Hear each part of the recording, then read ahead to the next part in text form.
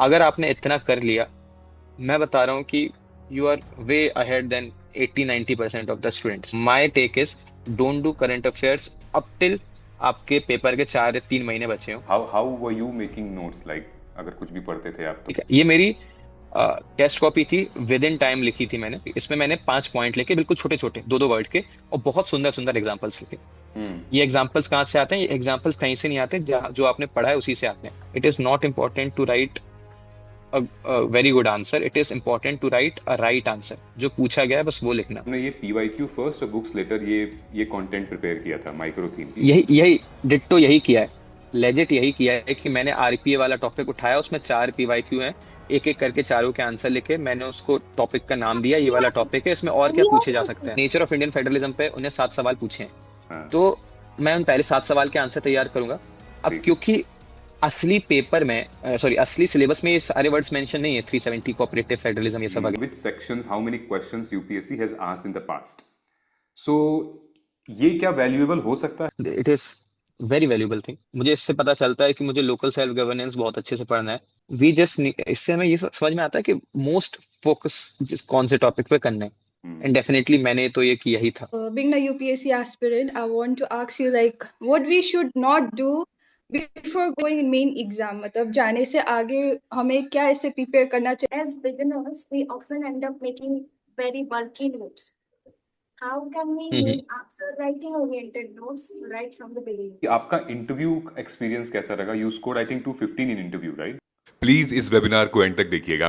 ये आपके मेंस के प्रिपरेशन की जो अप्रोच है, आंसर राइटिंग की जो अप्रोच है, वो बिल्कुल चेंज कर देगा। मैंने इसीलिए डॉक्टर अभिजीत जैन को फिर से मार्गदर्शन आईएएस के प्लेटफॉर्म पे इनवाइट किया है, और वो इस वीडियो में स्पेसिफिकली अपनी मेंस की answer copy, specifically GS paper 1 और जीएस पेपर 2 की आंसर कॉपीज, देन कुछ नोट्स हैं, देन सीसैट के ऊपर रॉ एंड रियल इंफॉर्मेशन वो देने वाले हैं। Why? See, he has cracked UPSC in the very first attempt, और बहुत अच्छी रैंक आई है, 170। He will get an IPS. So please ensure वो जो बता रहे हैं वो बहुत एक्सपीरियंस के साथ बता रहे हैं, और ऑलरेडी काफ़ी सारे रैंकर्स के साथ ऑलरेडी एसोसिएटेड है, मार्गदर्शन आईएएस के साथ एसोसिएटेड हैं।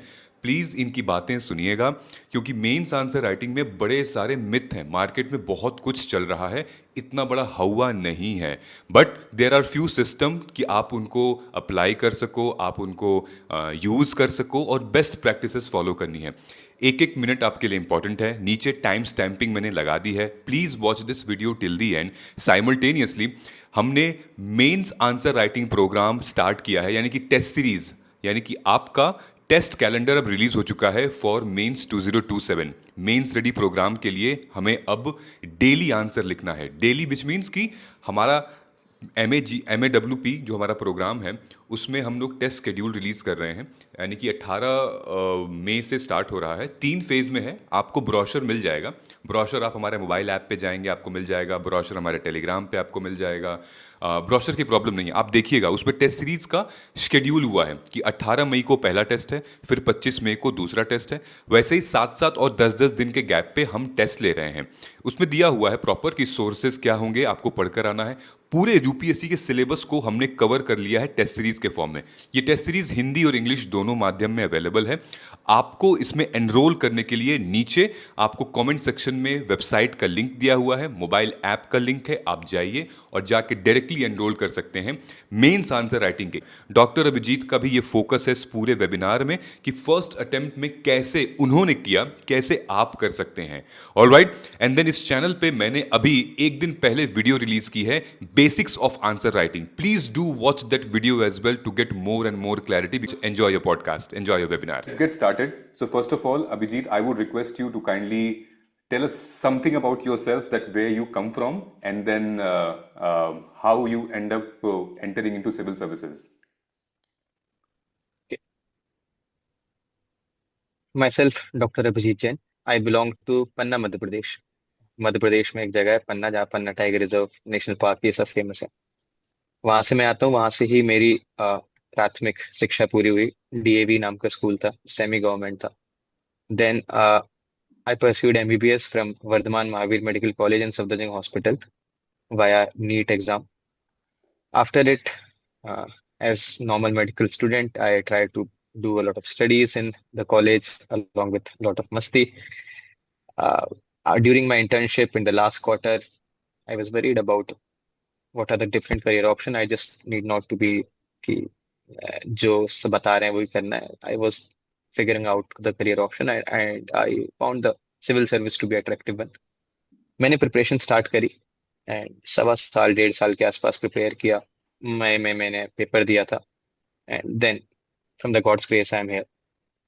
इन this session I would love कि मैं सबकी क्वेरीज एक एक करके लेता जाऊं विदाउट हावरिंग टू मच कि मैं अपने बारे में ज्यादा बताऊं. I would love to address your queries.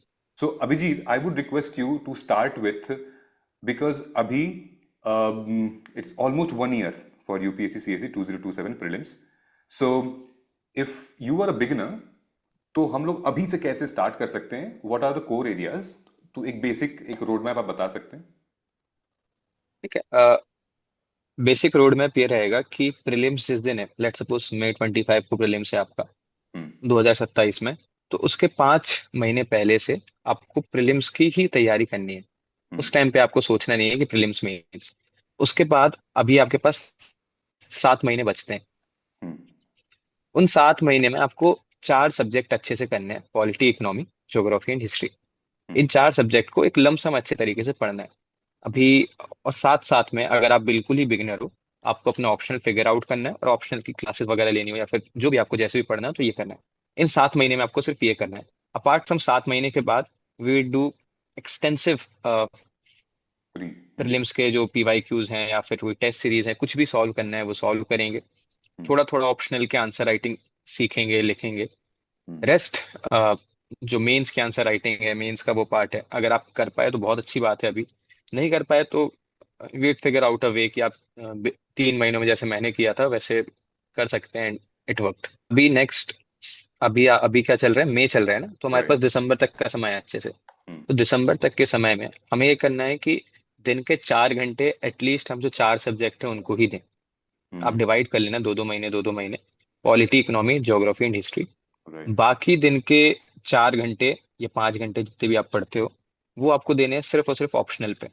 हम्म आप अपना ऑप्शनल इतने अच्छे से करो बिकॉज मैं तो आज भी यही मानता हूँ कि ऑप्शनल ऐसे ethics and interview gives you a rank. Hmm rest सब में नंबर सबके बराबर ही आते हैं. तो हम्म ऑप्शनल बहुत अच्छे से करना है इन 7-8-9 महीनों में, और 4 फाउंडेशनल सब्जेक्ट एक बेसिक तरीके से करना है. बाकी science, tech, environment along with ये 4 सब्जेक्ट, करंट अफेयर सब अगले 6 महीनों में, जनवरी 2 में जो भी टाइम बचता है आपका उसमें कर लिए जाएंगे. And believe me it can be done. Right so Abhijit जैसे स्टूडेंट्स का मैं कुछ कमेंट्स पढ़ रहा हूँ and then we will answer as well. For example एक स्टूडेंट का कहना है कि अप्रोच कैसे करें अगर 4 महीने हम पढ़ रहे हैं दीज फाउंडेशन सब्जेक्ट्स, तो अप्रोच क्या होनी चाहिए? एनसीईआरटी है या फिर डायरेक्ट स्टैंडर्ड है, वीडियोस हैं? ओके. तो एक चीज देखो, एनसीईआरटी बहुत अच्छी बुक है, बहुत अच्छे से लिखी गई है, बिल्कुल अच्छे बेसिक से समझाने के लिए लिखी गई है, आपको भी बेसिक से समझना है. पर इसका मतलब ये नहीं कि एनसीईआरटी पढ़नी है. आप क्या पढ़ो, कहीं से भी कोई भी अगर आप समझदार हो तो मतलब आप बुक्स पढ़ पाते हो तो बुक्स से कर लो, नहीं बुक्स पढ़ पाते तो कोई भी कोचिंग की कोई भी वीडियोस, हम्म मतलब सब कोचिंग अच्छी होती है. There is no hard and fast rule. ऊपर की 4-5 कोचिंग सब अच्छी होती हैं. हम्म पॉलिटी के उनके लेक्चर उठाओ, सारे कंप्लीट कर लो एंड मेक श्योर कि जब आपने कंप्लीट कर लिया तो जो भी क्वेश्चन उस कॉपी से या उस नोटबुक से आए उस वो आपसे जरूर बनने चाहिए. मतलब आपसे अच्छा किसी को नहीं आना चाहिए. Make sure this for all the 4 subject: polity, economy, geography and history.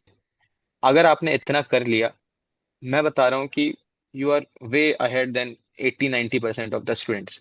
मैं हम्म कोचिंग्स को प्रमोट नहीं कर रहा हूँ, बट मैं हम्म ये बताना चाह रहा हूँ कि जो एनसीईआरटीज में लिखा है, जो स्टैंडर्ड बुक्स में लिखा है, वही तो ये टीचर्स पढ़ा रहे हैं. And every teacher is good. कोई टीचर बुरा अच्छा नहीं होता, या फिर अगर कोई टीचर थोड़ा मोड़ा अच्छा है, थोड़ा मोड़ा बुरा है, इससे आपकी प्रिपरेशन में कोई बहुत फर्क नहीं आता. तो hmm stop wasting time on teacher को ऐसा पिक करने के लिए कि ये यहाँ से अच्छा, ये यहाँ से अच्छा. जहां से जो अवेलेबल है पढ़ो एंड डू इट.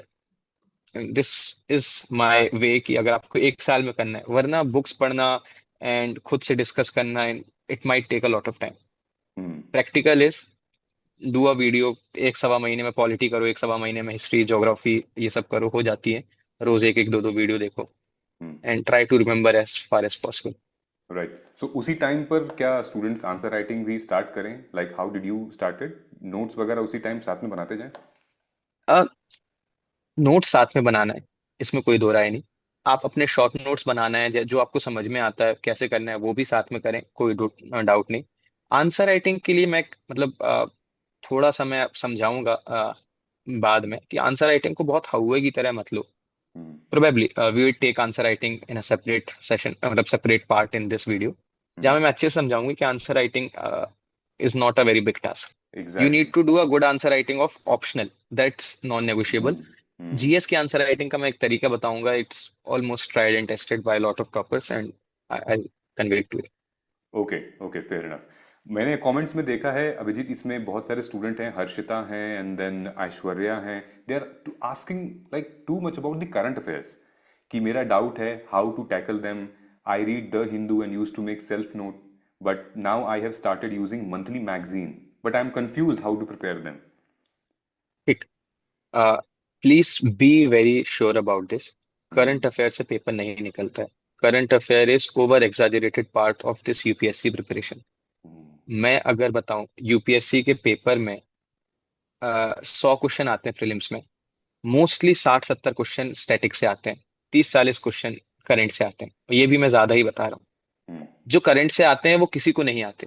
मैंने 150 से ज्यादा स्पीसीज रट के गया था, लेकिन जो पेपर में आई थी, पता नहीं टरंटुला जो भी आई थी, कोई नहीं पढ़ के गया था।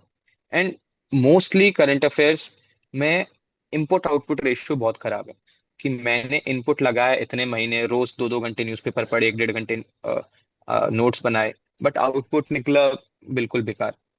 बिकॉज 2 क्वेश्चन 4 क्वेश्चन आप कर पाए, इससे अच्छा आप उस टाइम पे अपना ऑप्शनल और अच्छे से तैयार करो जिसमें 5-10 नंबर और बढ़ जाए। तो my take is, don't do current affairs up till आपके पेपर के 4 या 3 महीने बचे हो। उनमें भी प्रायोरिटाइज करना है। Number 1, places in news. Places in news is the most important thing. Number 2, military exercises, some international conventions or international organizations, and lastly, species in news. These are the 4 current affairs that you need to study from any source. PT पढ़ लो, जो भी current affairs के compilation आते हैं last में वो पढ़ लो, and make sure कि वो आपको पूरा रटे हो। इसके अलावा करंट अफेयर्स ज्यादा करने की जरूरत नहीं। These are over exaggerated point. Right, right. Now, now the students they are asking about कि मतलब नोट्स के लिए हम कैसे मतलब बना सकते हैं? करंट अफेयर्स का हो गया, या फिर हम मतलब how how were you making notes, like अगर कुछ भी पढ़ते थे आप तो क्या पीवाईक्यू बेस्ड होते थे या फिर कैसे होते थे? सब कुछ जो बता रहा हूँ वो सब इसलिए बता रहा हूँ, एक साल में यूपीएससी कैसे क्रैक करना है। करंट अफेयर्स के नोट्स बनाओ, ये करो वो करो, आप आपके पास 5 साल है, you can do all this stuff. But hmm. एक साल में करना है तो please don't over focus on current affairs up till the interview stage. Normal notes कैसे बनाए जाते हैं कि जस्ट मेक श्योर कि आपने कोई टॉपिक पढ़ा, let's suppose local self governance पढ़ा आपने, हम्म। एंड यू हैव अच्छे से समझ लिया, मेमोराइज कर लिया, आपने देखे उसके पीवाईक्यूज क्या है, आपको समझ में आ गया, आपने कुछ कोचिंग के भी क्वेश्चंस देख लिए, आपको समझ में आ गया लमसम ये टॉपिक क्या है, लमसम क्वेश्चंस कहाँ पर आता हम्म। है। नाउ ये मैं उसके लिए बताऊं, what you do, make sure कि आप एक बार आपने पढ़ा लिया वो टॉपिक तो आपको पता रहेगा कि आपने कैसे पढ़ाया। Now you should write in your copy what you have, आपने जो पढ़ाया है बच्चों को या फिर आपने जो दीवार को पढ़ाया वो आपको अपनी कॉपी में अपनी लैंग्वेज पे लिख लेना है। Hmm. That is the best note in the world. Hmm. अगर आप कोचिंग से देख रहे हो तो जो वो लिखवा रहे हैं वो करते जाओ। अगेन आप पूरा पढ़ो, समझो, क्वेश्चंस लगाओ, and then take 2-3 pages and try to figure out आपको क्या समझ में आया, क्या इंपॉर्टेंट लगा, और धीरे से उनके छोटे से नोट्स बना लो। This is the way to how the notes are made. There are students there, okay, answer writing के ऊपर काफी क्वेश्चंस आ रहे हैं कि how to write and when to write answer, our mind is lying blank and how can we good, interlink various subjects?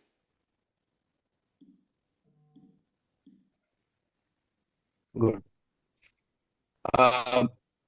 Answer writing कब से करनी है? जब से आप एज सुन एज पॉसिबल, ठीक है, बिकॉज एक्चुअली जितने ज्यादा लिखोगे, जितने जल्दी लिखोगे, जितना ज्यादा लिखोगे उतना ज्यादा फायदेमंद है। बट आंसर राइटिंग में जो मार्केट में चल रखा है कि अच्छा इंट्रो होना चाहिए, ऐसी बॉडी होनी चाहिए, ये कंक्लूजन होना चाहिए, don't just hover on the stuff. Hmm. एक एग्जामिनर आंसर कॉपी में सिर्फ ये देखता है कि जो पूछा गया है वो लिखा है कि नहीं लिखा है। Hmm. The demand is the core thing in the answer.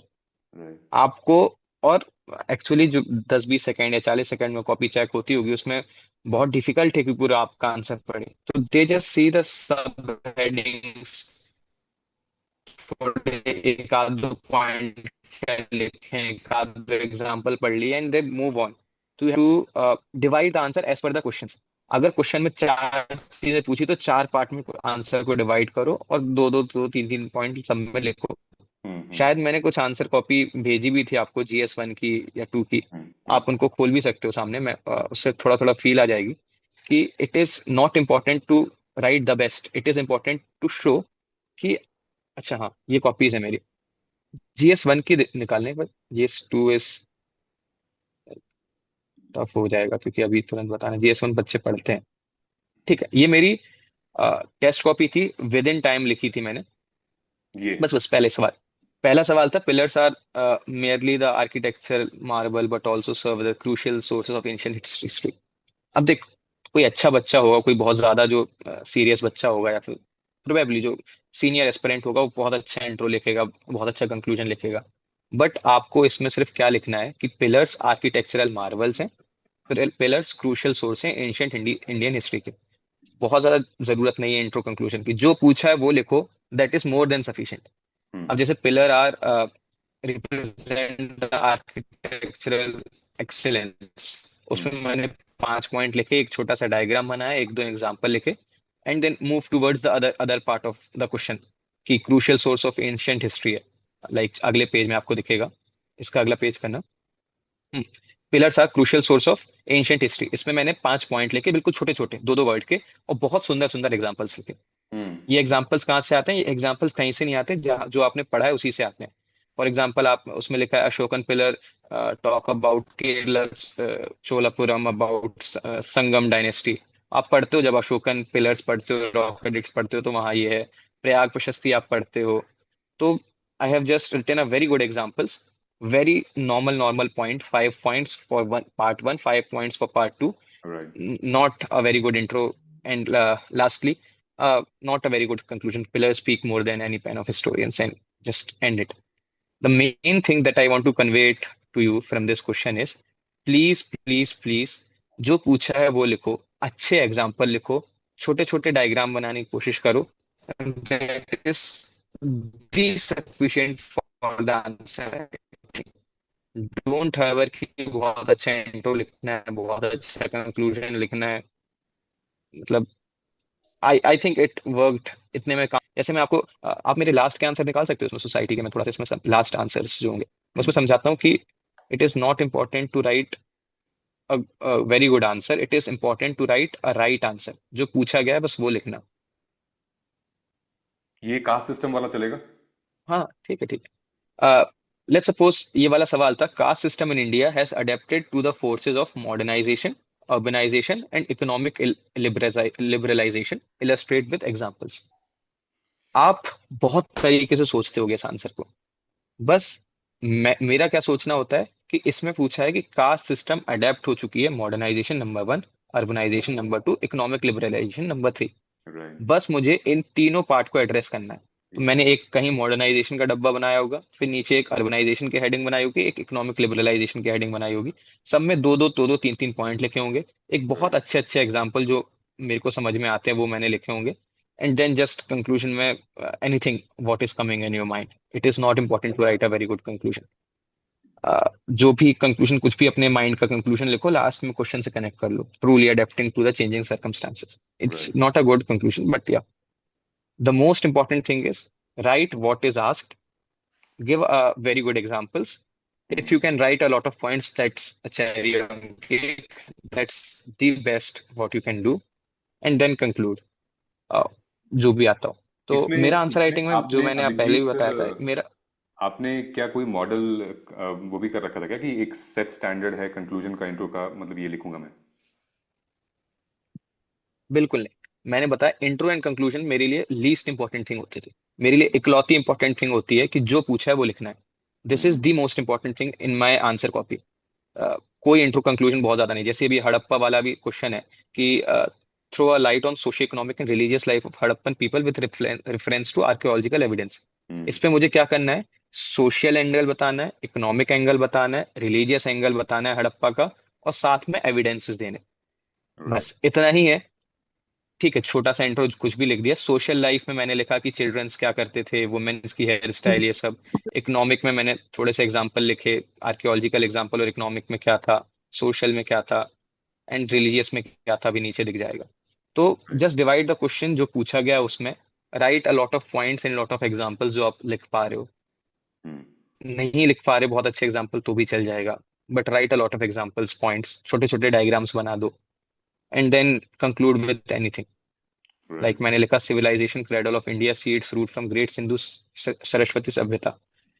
इस कंक्लूजन का क्वेश्चन से कोई लिंक नहीं है, बट सिंपल सी इंडस वैली सिविलाइजेशन के बारे में एक जेनरिक सी लाइन है कि सिंधु सरस्वती सभ्यता कहने लगे। Most important part is the body, please do focus on it. जो पूछा है वो जरूर क्वेश्चन को तोड़ना है, और वैसे ही दिखना चाहिए एग्जामिनर को कि जो पूछा है वही लिखा है, as simple as it. Abhijeet, एक पॉलिटी का हम लोग डिस्कस कर लेते हैं। There are many students they are good reading polity and all, क्योंकि मुझे लगता है कि शायद पॉलिटी में हम लोग को डिमांड समझना थोड़ी सी इंपॉर्टेंट हो जाती है। गुड गुड गुड, आराम से। ये हाँ, जीएस जैसे टू एंड जीएस टू में डिमांड समझना द मोस्ट एसेंशियल पार्ट। जी जैसे अब ये वाला पार्ट है, socialist ideals and secularism are the core feature of basic structure doctrine in India. In this context, discuss how judicial decisions have cemented these principles as the cornerstone of constitutional identity. जी अगर आप इस question को समझोगे तो इसमें क्या पूछा गया है कि कुछ ऐसे जुडिशियल डिसीजंस बताओ जिन्होंने सेक्युलरिज्म को और सोशलिज्म को बेसिक स्ट्रक्चर डॉक्ट्रिन में या फिर कहीं भी कॉन्स्टिट्यूशन के आइडियल्स को फर्मली वो दिखाया हो। तो हमें बस यही दिखाना है, तो हमें एक सेक्युलरिज्म दिखाना है, एक सोशलिज्म दिखाना है, दो पार्ट में क्वेश्चन को तोड़ना है। राइट मैंने पहले सेक्युलरिज्म तोड़ा है, कोई बात नहीं, सोशलिज्म तोड़ते सेक्युलरिज्म तोड़ते कोई अंतर नहीं आता। और बस इसमें नीचे केस लॉस लिखे हैं, क्योंकि उन्होंने केस लॉस ही पूछे हैं, judicial right decisions. Right Ayodhya Ram मंदिर केस, उसमें कुछ बताया था। नीचे शायरा बानो केस, और आप नीचे जाते जाओगे तो संथारा केस जो 2015 में हुआ था, हम्म अ, नरेश अग्रवाल केस जो अभी थोड़े दिन पहले ही हुआ था। लास्टली सोशलिज्म में मैंने तीन एक पॉइंट लिखे हैं। आप अगर देखोगे इसमें मैंने इंट्रो कंक्लूजन अगेन कोई ध्यान नहीं दिया है, बस क्वेश्चन को अ, तोड़ना है, जो जो क्वेश्चन में असली में पूछा है, और जो पूछा है वो लिखना है। जैसे इसमें केस लॉस पूछे थे तो मेरे हर आंसर में केस लॉस ही होंगे, राइट जुडिशियल डिसीजंस और केस लॉस ही होंगे, और कुछ नहीं होगा। ठीक है, जैसे इसमें लिखा है Golaknath, Kesavananda Bharati property union case, and it's suffices the answer. मेरे को बहुत अच्छे नंबर मिले थे इस पेपर में, and they okay have appreciated. Okay and okay. आप कोई भी आंसर खोल दीजिए, मैं उसमें बताता जाऊंगा, एक आध आंसर और खोल दो, मैं बता दूंगा। ये तो पीवाईक्यू है पूरा स्ट्रेट अवे ये वाला है। There is a need to expand the scope of corrupt corrupt practice. Practices under.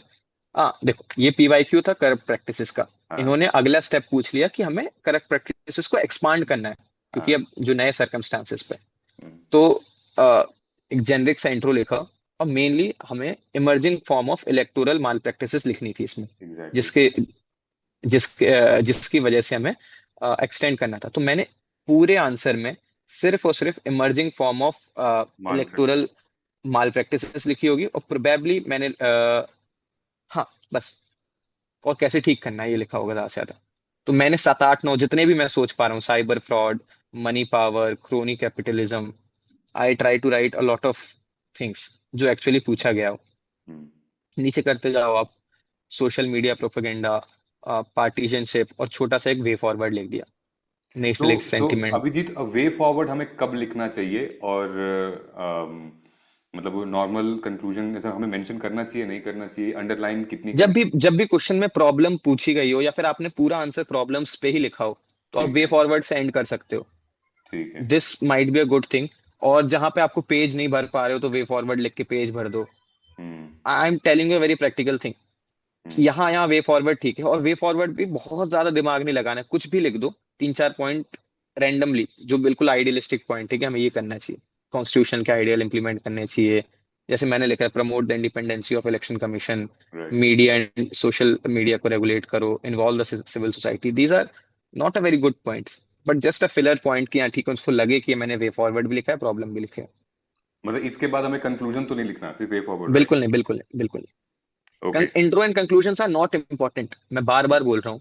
Hmm. These are just facades in the UPSC preparation. These are cherry on the cake. Hmm. You have to write cake, you need to focus on cake. Hmm. सब लोग cherry पे focus करा रहे हैं, आप cake पे focus करो। Cake is the core demand of question. जो पूछा गया है वो लिखना है आंसर। राइट। मेरी हर कॉपी में, मेरी क्या, मेरे दोस्त हैं, फॉर एग्जांपल ये था, ये क्या क्वेश्चन है, analyse the distinct perspective on equality as India reflected in the France में constitutional कंपैरिजन पे। frameworks of इंडिया फ्रांस में इक्वालिटी पे कंपैरिजन करना है। अब देख, अगर कोई दूसरा बच्चा होगा इंडिया फ्रांस में कंपेयर करने लगेगा, वो नहीं करना है। हम्म। सिंपल पूछा है, इंडिया फ्रांस की इक्वालिटी में क्या डिफरेंस होता है। हम्म। आपको आ रहा है ठीक है, नहीं आ रहा लेकिन तब भी आपकी हेडिंग तो यही होनी चाहिए, India on equality in French on France on equality. Right. कुछ भी अपने, जो भी आपको पॉइंट आते हो नहीं आते हो, अपने 4-5 पॉइंट लिखो।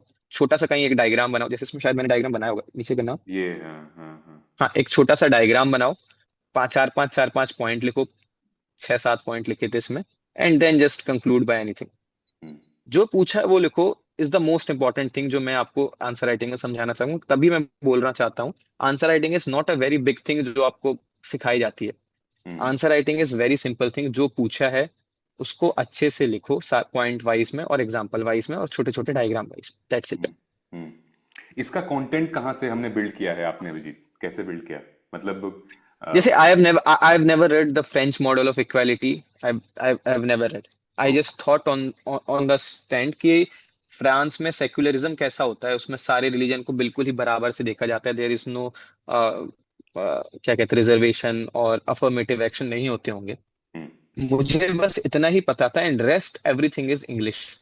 हम्म। आप अगर कोई पूरे पॉइंट्स पढ़ोगे, जैसे promote equality before law, promote absolute equality, substantive equality, do not support substantive equality, affirmative action है नहीं है, hmm. Reservation is not valid, constitutionally valid, state support, और जस्ट राइट। Blabbering points.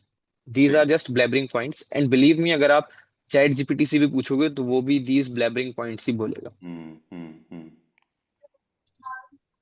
ठीक है। सो ये जो आपने नोट आंसर लिखा है, आई एम श्योर कि आपके जो नोट्स होंगे वो और भी मतलब सॉलिड होंगे based on that. I think, do you believe कि जिनके नोट्स अच्छे होते हैं आंसर मतलब निकल कर आ जाते हैं अच्छा? डेफिनेटली। आप असली पेपर में वही लिखते हो जो आप पहले लिख चुके हो। आप हम्म। बहुत कम ऐसी चीज होती है, 20 में से बहुत कम आंसर्स ऐसे होते हैं जो आप कुछ नया क्रिएट करते हो। जैसे मैंने फ्रेंच एंड इंडियन इक्वालिटी नया क्रिएट किया है, it's one of the probably 3-4 question ही हो गए ऐसे। जैसे अब ये दिख रहा है आपको सामने कि TFR 2.0 से हो गया है, हम्म। और लाइफ एक्सपेक्टेंसी 73 साल है, ये कुछ कुछ भी ऐसा डेटा ब्लैबर किया है। ये सब हम्म। पहले से डेटा मुझे पता होगा, हम्म। 100% पता होगा, and I just made it in a flow chart form. आप इस क्वेश्चन में भी देखोगे, I have not focus on intro and conclusion. Hmm. Just जो कई क्वेश्चन होते हैं जिसमें पहले स्टेटमेंट दिया होता है, लास्ट में सवाल पूछा होता है, लोग स्टेटमेंट को बहुत ज्यादा एलेबोरेट करने की कोशिश करने लगते हैं। मैं हम्म। सिंपल है, आप सवाल पे फोकस करो जो पूछा है। अगर उसको सवाल पूछना होता तो वाई की कमी नहीं है, वो स्टेटमेंट के आगे भी वाई लगा देता हम्म। है ना। स्टेटमेंट को बिल्कुल छोटे में से एक्सप्लेन करके निकलो, जैसे मैंने छोटे में से एक्सप्लेन करके स्टेटमेंट को निकला हूं। बाकी सिर्फ वही चीज जो पूछी है, focus on capital, human capital, why needed, and just blabbering points. ठीक है, ठीक है। ये जो डेटा आपने कंटेंट मेंशन किया है, have you read made notes from the NCERT और फ्रॉम नो नो और नो नो, और दीज डेटास, जैसे some datas are false in it, 25% in urban areas, मुझे नहीं पता, hmm. But you can not prove it wrong. Hmm. And जब आप prelims के लिए पढ़ते हो, लास्ट के 5-6 महीनों में इतने सारे पेपर लगाते हो, तो उसमें बहुत सारे डेटा आते रहते हैं सवालों में, हम्म। एंड यू कुछ ना कुछ डेटा आपको याद रह जाते हैं। हम्म। मेरी कॉपी में आपको बहुत डेटा नहीं दिखेंगे, लेकिन जो डेटा दिखेंगे इट्स लमसम, या तो मेडिकल के डेटा होंगे जो मैं यूज कर लिया, जैसे TFR और life expectancy, these are right. Medical data, right. तो वो मैंने लगा दिया। बाकी जो डेटाज हैं या तो प्रीलिम से आए हैं, या PYQ एंड चैट जीपीटी से आए हैं, जो मैं बताऊंगा बाद में, हम्म। एंड या तो रैंडम फेंके हुए डेटा है, हम्म। अंदाज से। ठीक है। अदर देन डेटा, जो स्टैटिक कंटेंट है, लाइक ये लक्ष्मीकांत वाला है या फिर करंट से भी कुछ नहीं, पढ़ा ये था? ये कोचिंग नोट्स वाला है, ये कोचिंग नोट्स वाला है। एक कोचिंग के नोट्स मेरे अच्छा, दोस्त ठीक पढ़ता है। था उसमें, हाँ। मैंने उसकी कॉपी से ली थी। ओके। एंड मोस्टली पॉलिटी उसके पार्ट से है। सेकंड जो मेरा कंटेंट ही बता देता हूँ आपको, मैंने कहाँ से कंटेंट तैयार किया मेंस का। हाँ। मेरा प्राइमरी सोर्स ऑफ कंटेंट था, लास्ट 11-12 साल की पीवाईक्यू उठाओ, ठीक है। हर पीवाईक्यू चैट जीपीटी पे डालो, ठीक है। चैट जीपीटी को एक बहुत अच्छा प्रॉम्प्ट दो कैसे आंसर देने हैं, देन चैट जीपीटी से पूछो कि और क्या हो सकता है यार, और कैसे हम्म। सवाल पूछे जा सकते हैं इससे, हम्म। इसी टॉपिक पे। जैसे आपको याद हो प्रैक्टिस ऑफ आरपीएफ था, नेटवर्क मैंने इशू चैट हो रहा है। जीपीटी से पूछ पूछ रखा था कि यार, हेलो, या। तो चैट जीपीटी ने बताया था कि क्या करना है। आप अगली बार यही सवाल पूछेगा कि करंट सर्कमस्टेंसेस में क्या क्या दिक्कतें आ रही हैं इलेक्टोरल उस पे। हम्म। तो चैट जीपीटी, आप पीवाईक्यू डालो, पीवाईक्यू से उसका आंसर लो, चैट जीपीटी से पूछो और 3-4 क्वेश्चन और क्या बन सकते हैं इस थीम पे, वो 3-4 क्वेश्चन बताएगा, उन 3-4 क्वेश्चन के आंसर रखो, you are done with the content. Right. You do not need anything. Right. Exactly. So for example what we have done, जैसे हमने ये पीवाईक्यू फर्स्ट और बुक्स लेटर ये कंटेंट प्रिपेयर किया था माइक्रो थीम का। और ये पूरा मतलब पिछले 2025 से 2013 तक का था। तो जो आप बता रहे हैं, फॉर एग्जांपल इफ वी। यही यही डिट्टो यही किया है, लेजिट यही किया है कि मैंने आरपीए वाला टॉपिक उठाया, उसमें 4 पीवाईक्यू हैं, एक एक करके चारों के आंसर लिखे, मैंने उसको टॉपिक का नाम दिया, ये वाला टॉपिक है, इसमें और क्या पूछे जा सकते हैं। राइट। फॉर एग्जांपल और ये जैसे। माइक्रो थीम्स ही थी। जी। मैं आपको बता सकता हूँ मैंने कौन सी माइक्रो थीम से किया था। अभी मैं पढ़ ही रहा था उस माइक्रो थीम्स को। कोई एक कोचिंग की माइक्रो थीम थी, शायद आप सिविल्स करके, सिविल डेलीज करके थी, हाँ हाँ, सिविल्स दिल्ली आई। है ना, शायद आप ही थे उसमें जिसने बनाई थी वो। हाँ हाँ। तो वहां से मैंने किए थे माइक्रो थीम्स। ठीक है। जैसे फॉर एग्जांपल अभिजीत, जैसे हमने ये देखा, ये रियल क्वेश्चंस हैं 2013 से लेकर 2023 में नेचर ऑफ इंडियन फेडरलिज्म पूछा था। So were you like making notes on these micro themes? Cooperative federalism क्या था, then article 370, then centre state relations, ऐसे करके। नो, मेरे पास ये वाला कॉलम नहीं था, जो माइक्रो थीम था उसमें ये वाला कॉलम था ही नहीं। हाँ वहां पे ये वाला कॉलम बहुत ज्यादा प्रीडोमिनेंट था कि कौन सा सवाल। तो मैं हाँ जैसे नेचर ऑफ इंडियन फेडरलिज्म पे उन्हें 7 सवाल पूछे हैं, हाँ। तो मैं उन पहले 7 सवाल के आंसर तैयार करूंगा। अब ठीक है। क्योंकि असली पेपर में, सॉरी, असली सिलेबस में ये सारे वर्ड्स मेंशन नहीं है, 370, कोऑपरेटिव फेडरलिज्म, ये सब वगैरह। हम्म। असली सिलेबस में सिर्फ है नेचर ऑफ इंडियन फेडरलिज्म। हम्म। मैं चैट जीपीटी को बोलूंगा कि जो पुराने 7 सवाल है इनको देख के तुम्हें क्या लग रहा है कि कौन कौन सी थीम इंपॉर्टेंट है। हम्म। वो मेरे को थीम्स बताता था, हम्म। मैं बोलता था उस पे और क्या क्या सवाल हो सकते हैं, वो मेरे को 3-4 सवाल बताता था, उनके हम्म। आंसर करने का मैं ट्राई करता था, फिर वो ट्राई करता था, मतलब वो तो अच्छे ही देता था। हम्म। एंड देन आई, जो भी मुझे समझ में आता था एक पूरे टॉपिक से, मैं उससे करता था। हम्म। ओके। ओके। बिकॉज ये जो काम है पहले हम लोग किया करते थे, मतलब जब हम लोग तैयारी करते थे, तो ये काम मतलब ज़रूरी है फॉर पीवाईक्यू अंडरस्टैंडिंग। फॉर मतलब एग्जांपल। पीवाईक्यूज, मेंस के लिए तो PYQs is the only thing you right. Can actually have a very good score with the PYQ only. Right. अब जैसे ये वाला क्वेश्चन था कॉन्स्टिट्यूशनल को कंपेयर करने का अलग अलग कंट्रीज से। सो इस बार जब आपने शायद दिया था तो उसमें ये वाला क्वेश्चन आया था 2025 में, pardoning power hmm, of India versus USA. बिल्कुल बिल्कुल राइट। एंड देन यूएस से भी पहले ये लोग कंपेयर करा चुके हैं, जैसे सेक्युलरिज्म विद यूएस कॉन्स्टिट्यूशन। बिल्कुल बिल्कुल। देन यहाँ पर इन लोगों ने इक्वालिटी को करवाया हुआ है। So should we write like our content based on this? आ, देखो, मैं पर्टिकुलरली इसी टॉपिक पे बताता हूँ, comparative comparison of different constitution. ये one of the widest topic है पूरी पॉलिटी एग्जैक्टली। का, मतलब बहुत टफ टॉपिक है, इतने सारे कॉन्स्टिट्यूशंस हैं। लेकिन आप एग्जैक्टली। देखोगे जब इसमें, तो इसमें 2 ही 3 कॉन्स्टिट्यूशन है जिसके बारे में बार बार पूछा है, यूके, फ्रांस, यूएसए। हम्म। ठीक। आप, मैंने कैसे इसको प्रिपेयर किया था, मैंने यूके, फ्रांस, यूएसए के लमसम, जो बेसिक कॉन्स्टिट्यूशन के फीचर्स होते हैं वो समझे, कैसे difference between all 4 constitution, UK, US, France, India, में एक डिफरेंस बनाया। हम्म। चैट जीपीटी से ही बनवाया था ये सब टेबल वगैरह।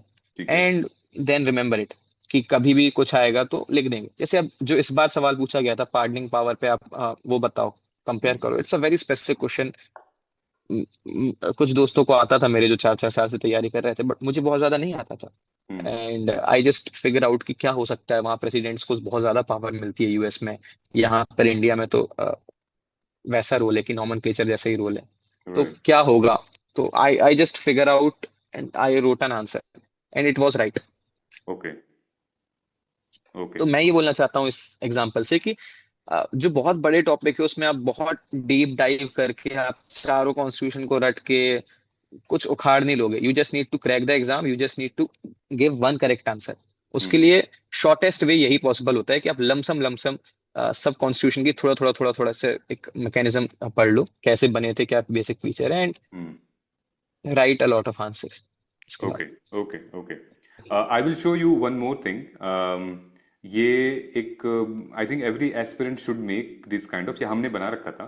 सो बेसिकली अभिजीत क्या था कि ये है, क्वांटिफाई कर रखा था कि पिछले 12 13 सालों में, जब से हमारा मेंस चेंज हुआ है पेपर 2013 से 2025 तक का, this we have quantified it, like from which sections how many questions UPSC has asked in the past. So ये क्या वैल्यूएबल हो सकता है? लाइक सेंट्रल स्टेट रिलेशन से 8 times they have asked, and then devolution of power से 9 times they have asked. Okay, इसका answer सीधा सीधा yes, it is very valuable thing. मुझे इससे पता चलता है कि मुझे लोकल सेल्फ गवर्नेंस बहुत अच्छे से पढ़ना है। मुझे इससे ये पता चलता है कि फंडामेंटल राइट्स बहुत ज्यादा अच्छे से पढ़ना है। मुझे इससे ये भी पता चलता है कि पार्लियामेंट्री प्रिविलेज अगर मेरा छूट भी गया मेंस में जाने से पहले तो कोई बहुत दिक्कत नहीं है, आज तक एक ही सवाल पूछा है। हम्म।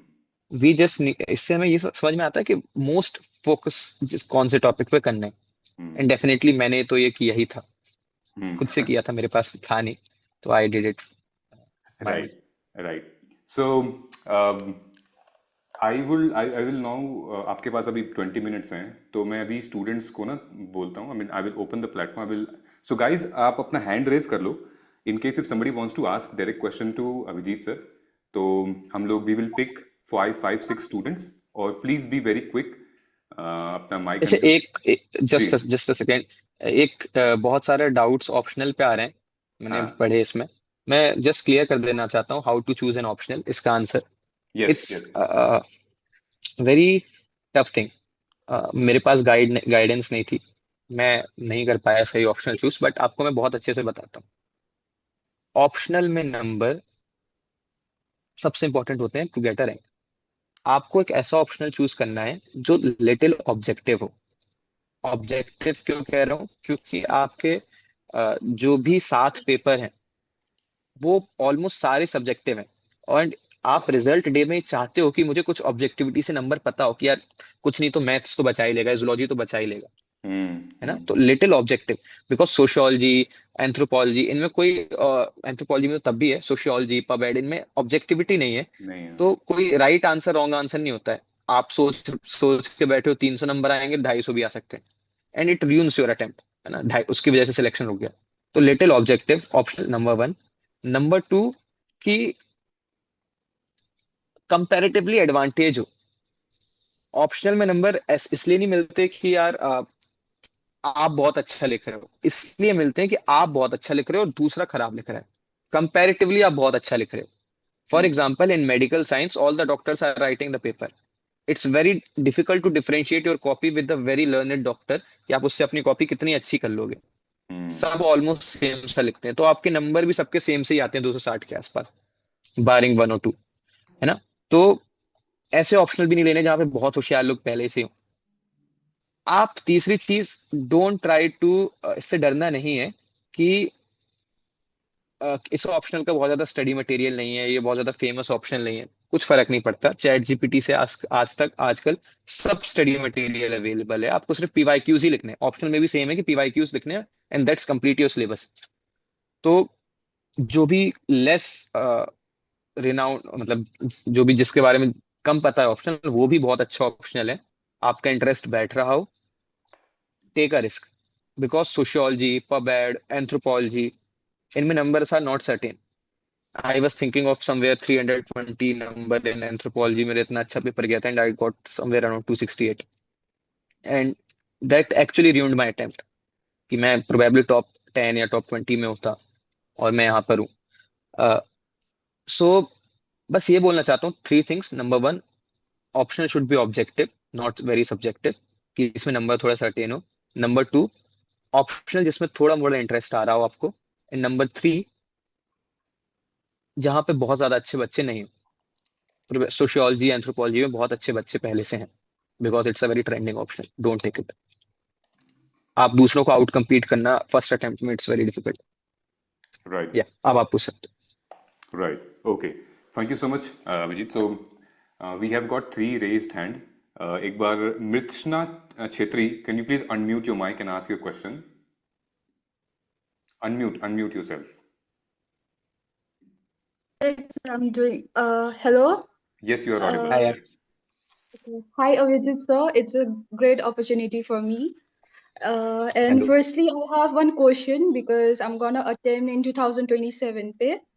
So, sir, I have like being a UPSC aspirant, I want to ask you like what we should not do before going in main exam. मतलब जाने से आगे हमें क्या ऐसे prepare करना चाहिए कि जो mains exam में वो चीज़ गलत ना हो, mistake ना हो. ठीक।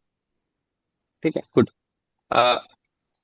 कोई भी कॉम्पिटेटिव एग्जाम की, these are the two three things that I want to convey. मैंने काफी कॉम्पिटेटिव एग्जाम दिए। नंबर वन, जैसा कॉम्पिटेटिव एग्जाम हो आपको वैसी तैयारी करनी। द प्रीलिम्स का मतलब होता है कि आपको एमसीक्यू वहां पे सॉल्व कराने, तो आप घर बैठ के भी रोज एमसीक्यू ही करोगे। जब मेंस का एग्जाम है तो आप बिल्कुल भी याद नहीं करोगे, आप रोज लिखोगे। जो एग्जाम की डिमांड है वो एग्जाम करना है, number one. Number two, after a certain point of level, after a certain time point of preparation, exam day matters a lot. आपका एग्जाम डे बहुत अच्छा गया, आप you are a topper. Exam day खराब गया, you are 100 top 200 के बाहर रहे। तो एग्जाम डे की प्रिपरेशन बहुत अच्छे से करना। अगर एग्जाम में आपको सुबह 7 बजे उठना है तो ट्राई टू फिगर कि आप रोज 7 बजे उठना चालू कर दो। 9 से 11 आपको पेपर देना है, रोज 9 से 11 पेपर देना चालू करो, because everything you want to make sure कि हर एक चीज अच्छी हो, Hmm. है ना। तो एग्जाम डे की प्रिपरेशन बहुत अच्छे से करना। एंड लास्टली, बी कॉन्फिडेंट कि हो जाएगा। Don't, Hmm. डरना नहीं है। ऐसा नहीं हो कि रात में नींद नहीं आ रही आपको पेपर के पहले। Right. Right. Right. So we have Smita. Can you unmute yourself? You can ask your question. Smita. Huh. Yes, sir. So my question is, as beginners, we often end up making very bulky notes, but in the hmm. end, writes only from our notes. And hmm. many authors also suggest to make concise or one-page notes. So how can we hmm. make answer writing-oriented notes right from the beginning? ठीक है। इसमें दो सवाल है। सबसे पहला है concise notes कैसे बनाना है, दूसरा आंसर राइटिंग वाले नोट्स कैसे बनाना है। ठीक। सबसे पहली रीडिंग में अगर आप कंसाइज नोट्स नहीं बना सकते, ये आप मान के चलो। अगर आप सोचते हो कि आप पहली रीडिंग में कंसाइज नोट्स बना लोगे तो इट्स अ वेरी मिथ, है ना। तो पहली रीडिंग तो आपको अच्छे से ही करनी है, जैसे आप अच्छे से कर पाओ। दूसरी रीडिंग जब आप करते हो, तीसरी रीडिंग आप करते हो, तो उसके बाद आपको एक लमसम पता चल जाता है कि यार टॉपिक में क्या था। Let suppose local self governance है, तो मुझे पता है कि इसमें 4-5 चीजें हैं जो इंपॉर्टेंट है। इन 4-5 चीजों में से ये वाली चीज मुझे याद नहीं रहती, ये वाली चीज मुझे याद रह जाती है, तो ये लेस इंपॉर्टेंट हो गई। Now after 3-4 times, 3-4 revisions, and आपने जब एक बार दीवार को या अपने दोस्त को किसी को पढ़ा लिया हो वो, तो आपको पता होता है कि यार अगर मेरे पास 5-6 वर्ड्स लिखे होंगे ना लोकल सेल्फ गवर्नेंस के, तो मुझे पूरा टॉपिक याद आ जाएगा। Hmm. Right. अब यही 5-6 वर्ड सबके लिए अलग होते हैं, इसलिए दूसरों के शॉर्ट नोट्स आप कॉपी नहीं कर सकते। तो आपको अपने शॉर्ट नोट्स ऐसे बनाने। और दूसरा, आंसर राइटिंग के लिए कैसे नोट्स बनाने, मैंने पहले ही बताया। आंसर राइटिंग के नोट्स अभी से मत बनाना, इट्स वेरी डिफिकल्ट। आप बहुत ज्यादा टाइम देते हो, बहुत कम नोट्स बनाते हो। अ, जब भी आप बहुत ज्यादा पढ़ रहे हो आंसर राइटिंग के बीच में, पीवाई क्यूज उठाना है, पीवाई क्यूज को सॉल्व करना है। ठीक है। देन आपको पूछना है चैट जीपीटी से। मैं ऐसे पूछता था कि और क्या क्या थीम में क्वेश्चन बन सकते हैं, वो थीम्स बताता था, उसके आंसर बताता था।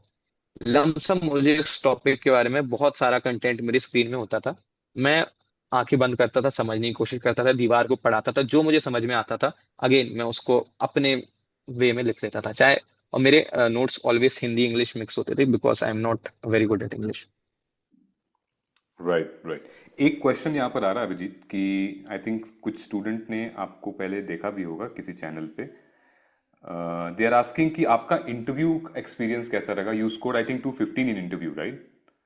हम्म। तो how was your interview experience and if someone wants to achieve those numbers? यार जैसे मैंने अपना इंटरव्यू एक्सपीरियंस पूरे यूट्यूब पे रिकॉर्ड करके डाल रखा है। If you want to see, Tathastu ICS के साथ हमने रिकॉर्ड किया था। क्या ओके पूछा था मेरे से, मैंने कैसे आंसर दिए थे, आप उसमें देख सकते हो। ओके बट कैसे स्कोर करना होता है, जो मेरी बेसिक स्ट्रेटजी है वो मैं आपको समझा सकता हूँ। अगेन जो मैंने पहले बताया कि आपका जो पेपर का नेचर है, आपको उसको रिपीटेटिवली करना है। मेंस में मुझे लिखना था तो मैं पूरे दिन लिखता था, प्रीलिम्स में मुझे कुछ एमसीक्यू सॉल्व करने थे, मैं पूरे दिन एमसीक्यू सॉल्व करता था। हम्म इंटरव्यू में मुझे एजेड आदमियों से बात करनी थी वहां जाके, respectfully and with some intelligentsia show करके। तो राइट मैं बहुत सारे एजेड लोगों से बात करने की कोशिश करता था, चाहे वो मेरे दादाजी ही क्यों ना। He hmm is not a very big scholar, है ना। तो हम्म मॉक्स वगैरह दो। एंड दो चीजें जो उनको बहुत ज्यादा पसंद आती है, कॉन्फिडेंस एंड ऑनेस्टी। ये हम्म आपको इंश्योर कराना है। ऑनेस्टी कैसे दिखती है? ऑनेस्टी आपको कोचिंग के रटे रटाए आंसर से नहीं दिखती। ऑनेस्टी दिखती है जब आप अपने एक्सपीरियंस बताते हो। हम्म मैं अपना एक्सपीरियंस जब बताता हूँ कि मैंने सफदरजंग हॉस्पिटल में ये करा तो ये हुआ, फिर ऐसा हुआ, तो वो समझ जाता है कि अच्छा है बुरा है वो बात की बात है, बट एटलीस्ट सच है। हम्म एंड दे हेट कोचिंग के रट्टे रट्टे वाले आंसर। तो try to give a lot of experience, try to talk lot of aged people, because you need to talk there with the aged people only, and try to be very respectful and honest. आपका This is for the interview. Medium क्या था Abhijeet interview का English Hindi मेरा English था, and for it I have to rectify a lot of English. तो okay जैसे जो जो भी मुझे एक्सपीरियंसेस, मैंने बहुत सारे मॉक्स दिए, जो जो भी मुझे अपने हम्म एक्सपीरियंस बताने होते थे, मैं चैट जीपीटी को बोलता था। वो मेरी टूटी फूटी इंग्लिश पढ़ता था, देन वो अच्छी सी इंग्लिश में मुझे लिख के देता था। देन मुझे पता था मुझे याद तो होगी नहीं वो इंग्लिश, तो मैं लिखता था वो इंग्लिश अपनी एक कॉपी में। मेरे 4 नोटबुक्स के इंटरव्यू के नोट्स हैं। ओके इट्स वेरी इंटरेस्टिंग कि मेरे टोटल मेंस के नोट्स भी 4 कॉपी के नहीं है, लेकिन मेरे इंटरव्यू के नोट्स हैं। हम्म एंड तो मुझे बहुत सारे फ्रेजेस इंग्लिश के ऐसे रटे हुए थे, तो I can speak a very fluent English. अगर आप मेरे कोई भी मॉक्स देखो, हम्म तो जहां मैं अटकता था वहां कुछ नहीं बोल पाता था, लेकिन जब मैं बोल रहा हूँ तो I would speak very fluent, because everything phrases were somewhat rectify. which means you I mean that was not a chance that कि luck था 215 मिल गए but I think it was a sheer hard work you have done in the last 3 months no no no no, I think that 193 190 के ऊपर marks तक लाना, it's a hard work. Apart hmm from it, जितने मेरे को मिले, 200 मिलते, 215 मिलते, या 190 मिलते, हम्म दैट वो सब मेरी मेहनत के होते। बट उससे ऊपर जो भी नंबर मिल रहे हैं 190 के ऊपर, वो लक था मेरा। उस दिन अच्छा हम्म गया, मैम का अच्छा मूड था, there was a luck. But hmm हाँ, मैंने मेंस के लिए 3 महीने मेहनत करी है, इंटरव्यू के लिए मैंने 6 महीने मेहनत करी है। Hmm just right after the next day of the mains I started preparing for interview. I okay prepared for 6 months, and that was a lot. right awesome so we go shall I take one more question Yeah, yeah. okay so we have Yeah, you got can take 2 3 questions. जो भी questions हो आपके, we'll हाँ do. दो दो students हैं जिन्होंने hand raise किया है दे रेखा और सुमन सुमन आप अनम्यूट कर लीजिए you can ask your question please Suman Yadav हाँ Hello, sir. Good evening. Good evening, यार। Sir, my question is how to revision? Because अरे बहुत अरे भाई, हिंदी में difficult बोल लो, कुछ करना. नहीं होता हिंदी में। सवाल हिंदी में पूछो पहले तो। हाँ Sir, revision कैसे करें? Because revision ठीक बहुत है, difficult हो जाता है ठीक है। हमारे रिवीजन लिए. कैसे करें, रिवीजन कैसे करें, यह सवाल है ना। थोड़ा अच्छे से समझते हैं। रिवीजन क्यों करना होता है, जैसे मैं डॉक्टर में बताता हूँ कि ब्रेन्स में कुछ न्यूरल नेटवर्क्स बनते हैं, आपको उसको बार बार रीइंफोर्स करना होता है, जिससे आपको लॉन्ग टर्म तक याद रहे कोई चीज। अब रिवीजन कैसे करना होता है, इसका पहला चीज होता है कि लेट सपोज मैंने कोई एक टॉपिक पढ़ा है, पॉलिटी का, कॉन्स्टिट्यूशन ऑफ फंडामेंटल राइट्स, बहुत पहले 5 महीने पहले। What I would do, I would take a blank page. जो भी मुझे फंडामेंटल राइट्स के बारे में इस पॉइंट ऑफ टाइम में याद आ रहा होगा 8 महीने बाद, मैं वो सब लिखूंगा। तो मुझे पता चल गया कि ये चीज मुझे आती है, और बाकी चीज बहुत सारी चीज मुझे नहीं आती। फिर मैं उसको दूसरी बार पढ़ने जाऊंगा, तो जो चीज मुझे आती थी उसको पढ़ के मैं खुश नहीं होऊंगा कि देखो ये याद कर लिया, ये याद कर लिया। मुझे पता था ये तो पहले से ही आती थी। राइट जो मुझे नहीं आता उस पर मैं बहुत ज्यादा फोकस करूंगा। याद हुआ तो बहुत अच्छी बात है, नहीं याद हुआ तो मैं उसको एक छोटे छोटे दूसरा ब्लैंक पेज लूंगा जो मेरी टेबल पे हमेशा रहेगा, उसमें छोटे छोटे वर्ड्स में लिख दूंगा। उसके आसपास का कोई भी वर्ड्स, लाइक